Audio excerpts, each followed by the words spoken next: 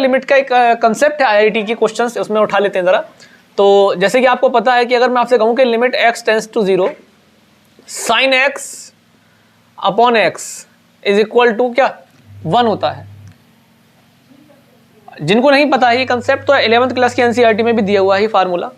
और ये आता कहां से ये भी बता देता हूं मैं। ये हमारे पास एक शॉर्ट ट्रिक होती है DL हॉस्पिटल रूल, जिसको हम डी लॉपिटल रूल भी बोलते हैं। तो एक बार समझा देता हूं ये कैसे होता है सॉल्व, कि लिमिट x टेंडिंग टू 0, अगर कभी भी कोई भी इक्वेशन लिमिट में 0 अपॉन 0 फॉर्म की बने या इन्फिनिटी अपॉन इन्फिनिटी फॉर्म की बने, तो वहां पर हम डी लॉपिटल रूल को अप्लाई कर सकते हैं।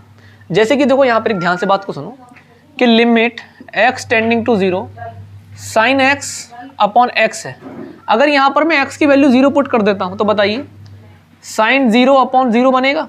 साइन 0 की वैल्यू 0 होती है और यहां पर 0 अपॉन 0, तो ये इनडिटर्मिनेट फॉर्म हो गई। तो हम ये करते हैं कि इनडिटर्मिनेट फॉर्म नहीं बनने देना चाहते हैं, तो क्वेश्चन को सॉल्व करते हैं।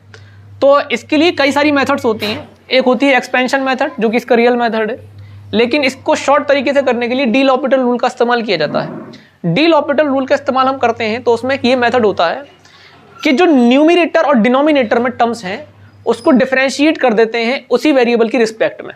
जैसे कि यहाँ पर ध्यान से देखना कि यहाँ पर न्यूमिनेटर में है साइन एक्स और डिनोमिनेटर में है एक्स, और दोनों का वेरिएबल है एक्स। तो यहाँ पर एक्स की रिस्पेक्ट में आप डिफरेंशिएट करिए। तो जब आप डिफरेंशिएट करेंगे एक्स की रिस्पेक्ट में तो वो कुछ इस तरह होगा, sine x upon D x x, इस तरह से डिफरेंशिएट करना है।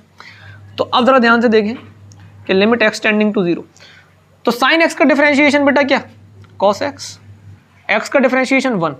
अब आप जरा लिमिट की value x is equal to 0 put करके देखिए, तो cos 0 upon 1, it means cos 0 की वैल्यू क्या होती है बेटा 1 होती है, इसके नीचे 1 है, तो रिजल्ट क्या बना 1। इसलिए हम इस लिमिट की वैल्यू को 1 कंसीडर कर रहे होते हैं। ऐसा हम इसलिए करते हैं क्योंकि हम अनडिटर्मिनेट फॉर्म नहीं चाहते, हमें चाहिए होती है उसकी रियल वैल्यू, और ये एक रियल वैल्यूड फंक्शन है, ठीक है। लेकिन मैंने जो क्वेश्चन पूछा था वो मेरा क्वेश्चन ये नहीं था, मेरा क्वेश्चन यहाँ पर कुछ अलग था। कुछ बच्चों ने आंसर दिए थे तो बच्चों ने ये कहा कि इसका वैल्यू 1 होगा, लेकिन मेरा क्वेश्चन था ग्रेटेस्ट इंटीजर साइन एक्स का। वो नॉर्मल फंक्शन नहीं था, साइन एक्स अपॉन एक्स नहीं था, मैंने पूछा था greatest integer sine x upon x, ठीक है।